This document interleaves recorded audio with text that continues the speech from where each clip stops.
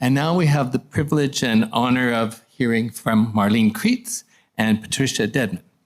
Marlene Creates is an environmental artist whose hybrid processes include memory mapping, photography, video, poetry, installation, scientific and vernacular knowledge, and site-specific multidisciplinary collaborative guided walks in the 6 acres of old-growth boreal forest where she lives, at the edge of the 920-acre Blast Hole Pond Conservation Area, which she helped establish in the town of Portugal Cove on the island of Newfoundland, Canada. Since 2002, Marlene's work has focused on the 6 acres of boreal forest where she lives in a relational aesthetic to the land. This oeuvre includes water flowing to the sea captured at the speed of light, that's a title, Blast Hole Pond River, Newfoundland, 2002-03, and several ongoing projects. The Boreal Poetry Garden, which uses words in situ, many inspired by Newfoundland vernacular. This work takes the form of photo landworks, an interactive web-based virtual walk of the Boreal Poetry Garden, documentary video poems, and site-specific multidisciplinary events which are crossing between the arts and sciences in a way to look at both the ecological and the experiential foundations of place. And I will leave it at that so Marlene can tell her story better than I can. So please help welcome Marlene Creates. Marlene, you can come back. Okay, I was going to say you can come up the stairs there if you want.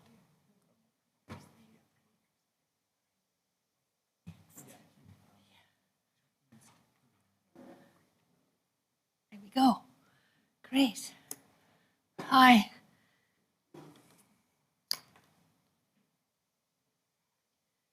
Okay, I want to start with a few words of thanks. Well, first to the Embassy Cultural House, both Jamili Hassan and Ron Benner, for suggesting I be part of this festival, and to Patrick Mann for organizing this panel, and of course, Josh Lambier, the artistic director of the festival.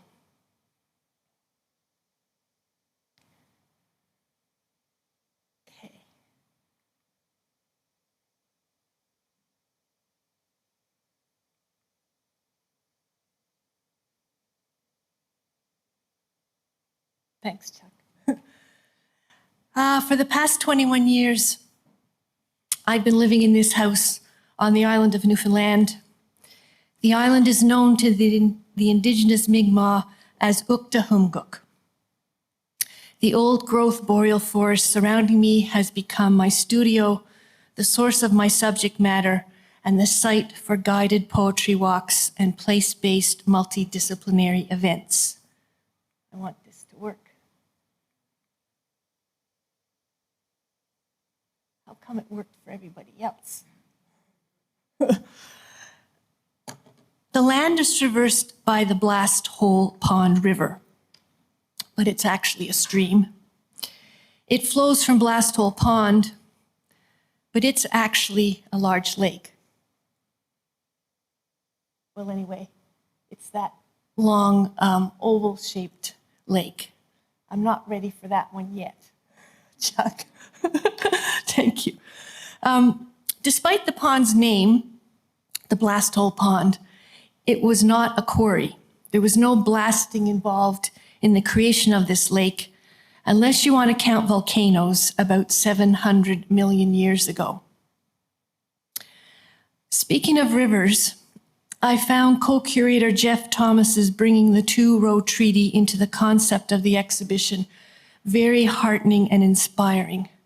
I love the idea of the canoe and the ship traveling along the same river, with the row of white beads representing peace and respect. I read in Jeff's introduction that quote, the concept of peaceful coexistence is the curatorial pillar used for GardenShip State. I would just like to add here that one of the things I admire about the design of this remarkable publication is Katie's brilliant idea to use the purple from the shells in the wampum along the edge of the book's pages, and that's already been referred to, alternating with white edges in order to honor the two-row wampum. I think that's what we're going to have to do. I'll just point Chuck when I'm ready. That's the one. Thank you. I call this patch of boreal forest the Boreal Poetry Garden. Boreal simply means northern, as in Aurora Borealis, the northern lights. The word comes from Boreas, who was the Greek god of the north wind. I came to poetry because I had experiences in this forest that could not be photographed, something either too fleeting or something involving one of the senses other than the visual, particularly sounds. So I turned to words. I call it a garden, not in the usual sense of a planted place. It's a poetry garden because what I'm planting is poems. In the conversation on gardens, plants, and practice in the GardenShip publication, Paul Chartrand said, "Gardening is a hard term because it implies the presence of a person. It's a rationalized encouragement of plant growth in one way or another."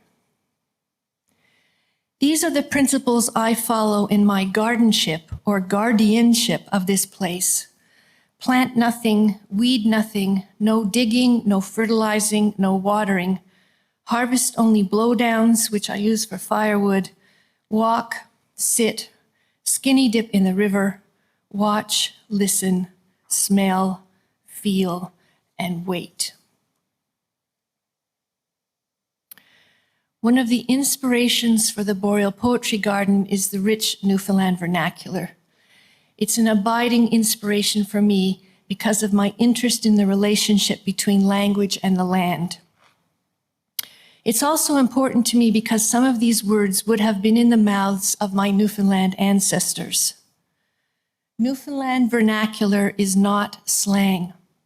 It's a recognized dialect of English in its own right.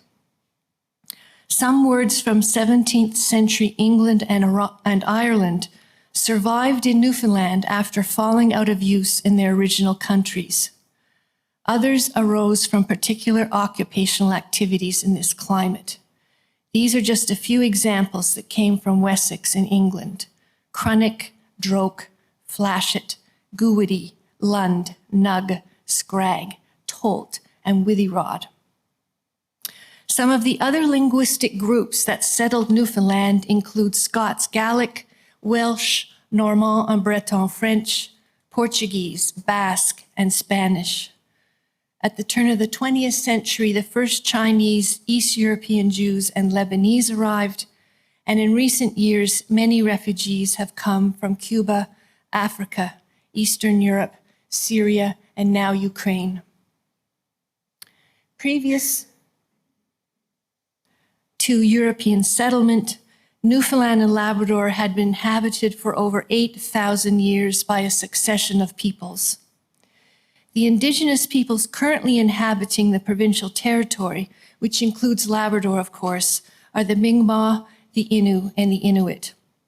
So there are words from many linguistic groups in the local vocabulary.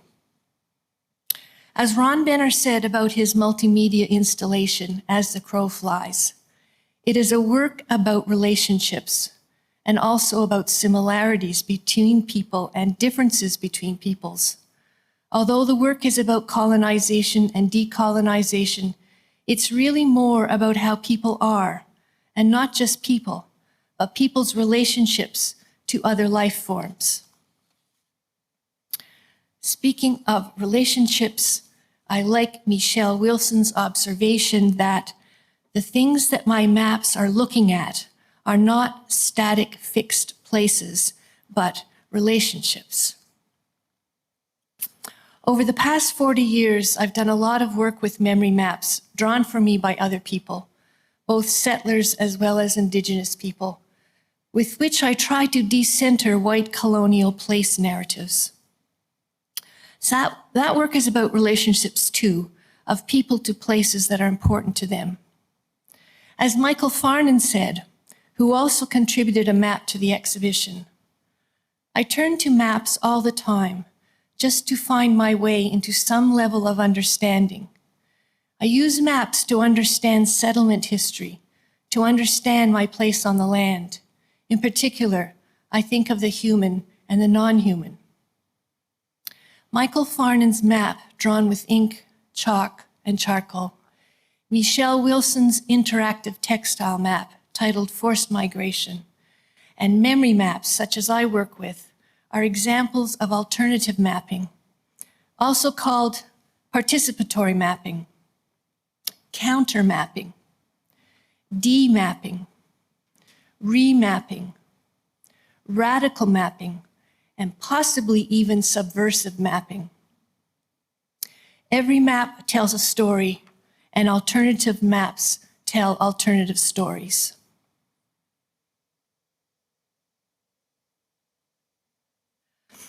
In addition to the words that European settlers brought to Newfoundland with them, many new words arose because of the particular circumstances they found there, particularly the weather. I made an inventory of 80 local terms to distinguish specific phenomena in the continuous modulations of winter weather. I've only heard a couple of these 80 terms actually spoken by local people. I found most of them and their definitions in the Dictionary of Newfoundland English, which was published by the U of T Press in 1982. It has over 6,000 entries. These are a few of the words in my inventory about the winter: lolly, ballycatter, clumper, choir, sish ice, sleary snow, dwy, growlers, slatchy, slaughtery, bucklish ice, pummy, silver thaw, devil's blanket, clinker bells, and ice candles. These words are boreal poetry to me. I love the sound of these words in the ear and the feel of them on the tongue and their sonic relationship with the terrain. Some recent studies in linguistics have found correlations between geographic factors and the shape of sound patterns in human language. I've had an inkling there was a topological character language, but I never had it confirmed until a few years ago. I want to take a bit of time to talk about this because, happily, this is a creative arts festival called Words.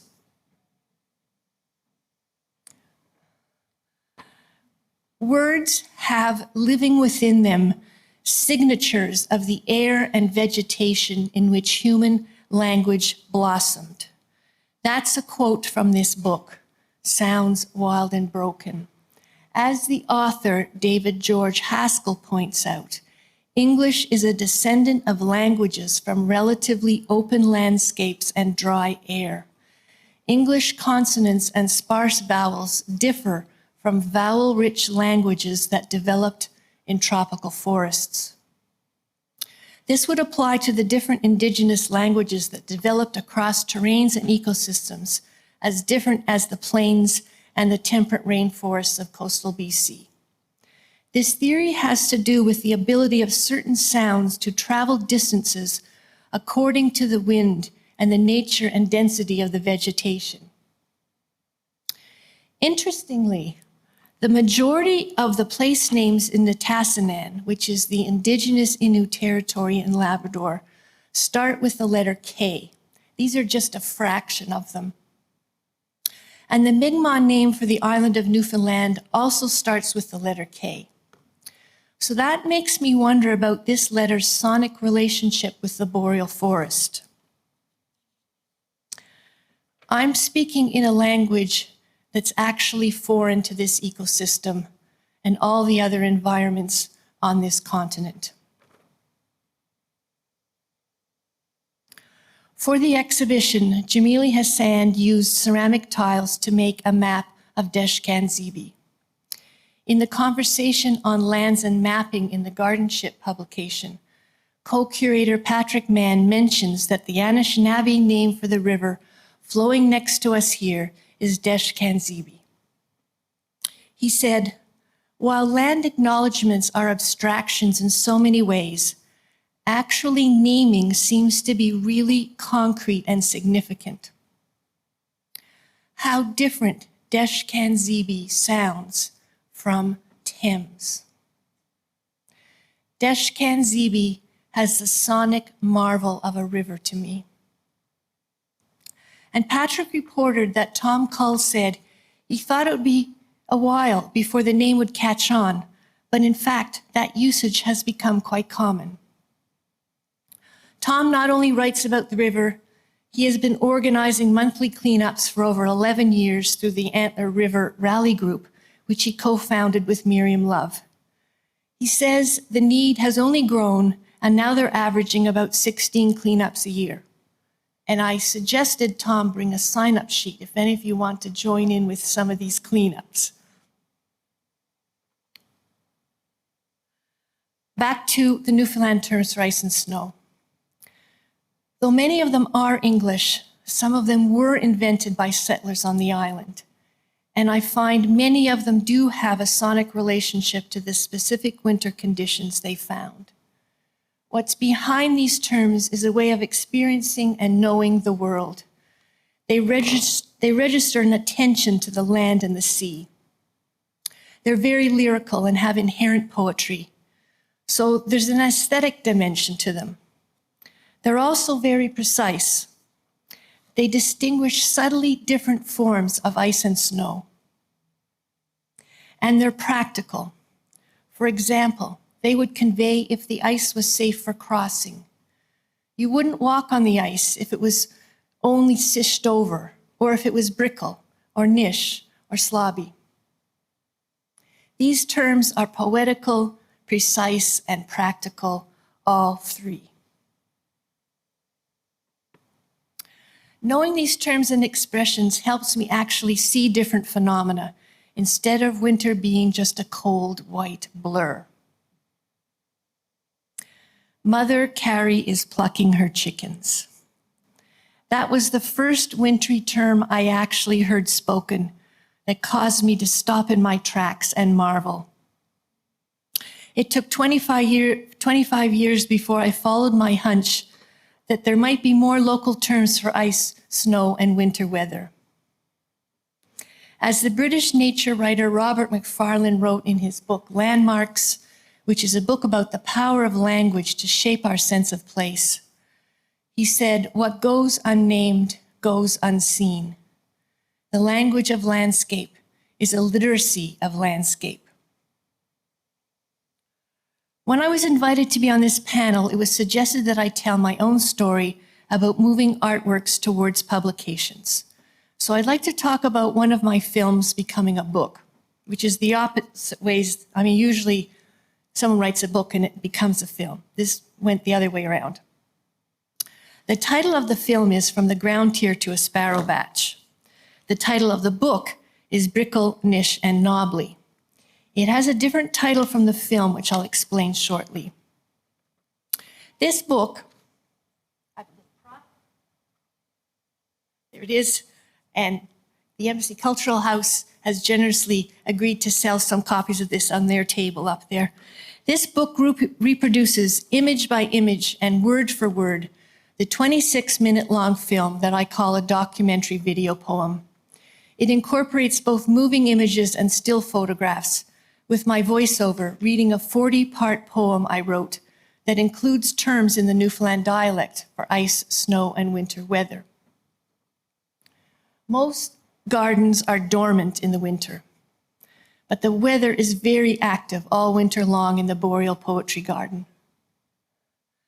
This small waterfall, which is down a path behind my house, is in the Blast Hole Pond River.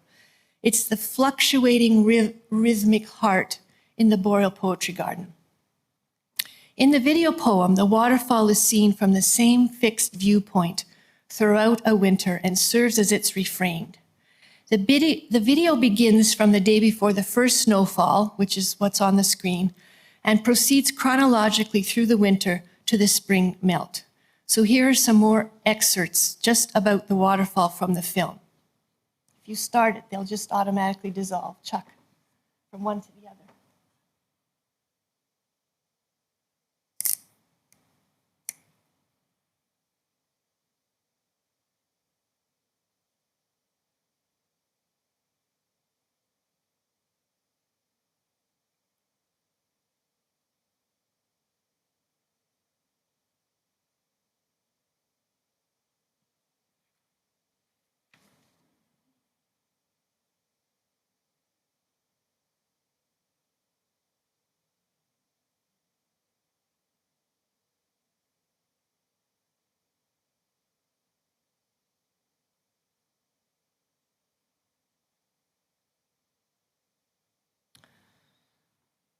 There's a lot of complaining about the long winter in Newfoundland.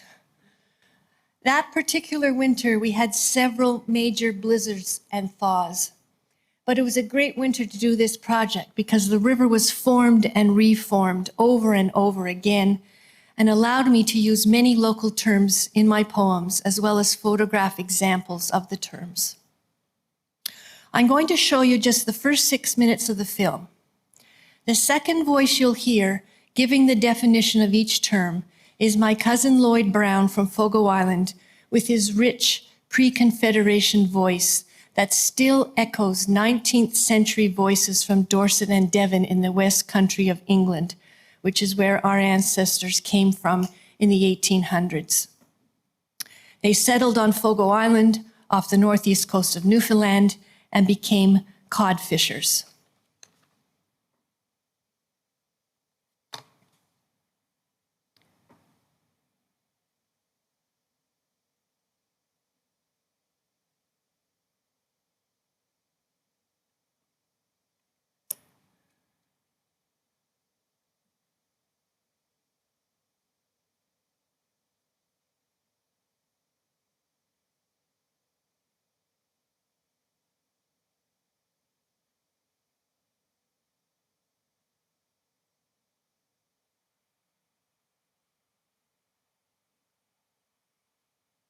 It's November 27th, 2012, and there's snow in the forecast.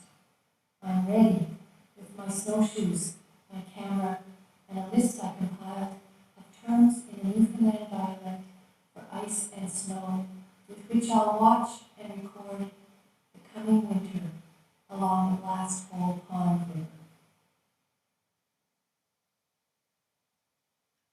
Last night, snow-laden clouds covered the sky, hiding the full moon and even a lunar eclipse. Then they launched the winter with a record snowfall. How timely! The November full moon has been called the snow moon. I wonder if this will be the ground tier, the last snow to melt into the river next spring.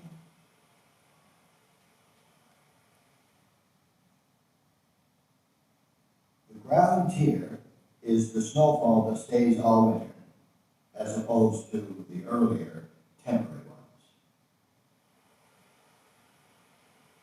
Clinker bells hang from the spruce branches within reach of the splash, splash, splash, pulsing from the waterfall, and the boulder at the bottom is valley-cattered with glassy pearls. Clinker bells are icicles.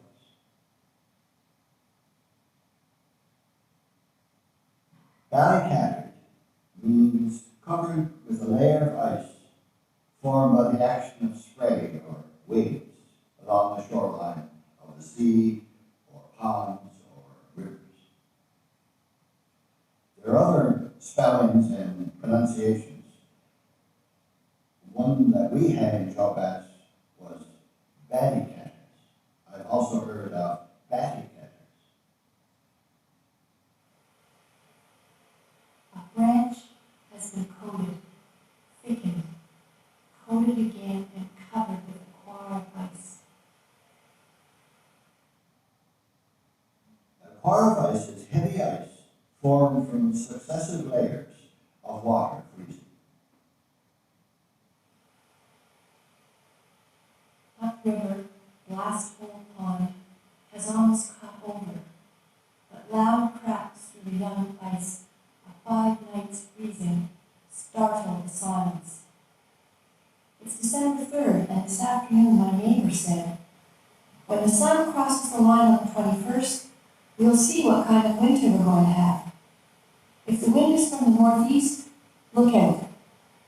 But if it's from the southwest, or anything from the south, it will be a warmer winter. That's what my poor old dad used to say. He wasn't wrong very often. When a body of water is formed a thin layer of ice, it is said to be cut over. Young ice is newly formed level ice from 2 to 6 inches thick, generally in the bays and harbors, and is unsafe for travel.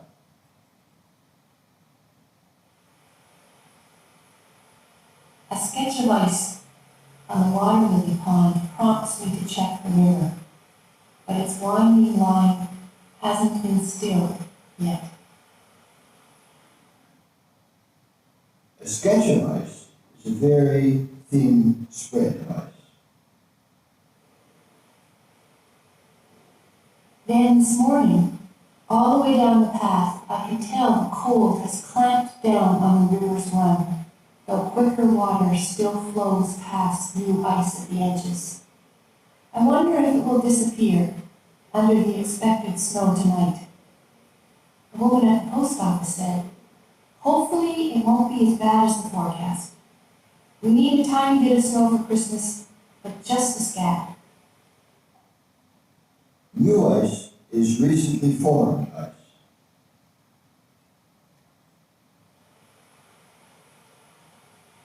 There is just a scab, enough to see where some dainty creature has followed the riverbank between the overtopping stems. And the river's rocks and boulders have been lightly capped, but their jagged collars of brittle ice are clear. A light, thin coating of snow on the ground is a scab. Brittle ice is ice that is brittle and easily broken. When I woke this morning, the thin white curtains in my bedroom were brighter, and I knew the light was reflecting off snow. Still, when I pulled them open, all the whiteness struck me. Later, heading to the river, I stoop under snow-weighted branches, but clumpers fall all over me. And the river is flowing under new, low bowers that the faffering wind loosens and lifts.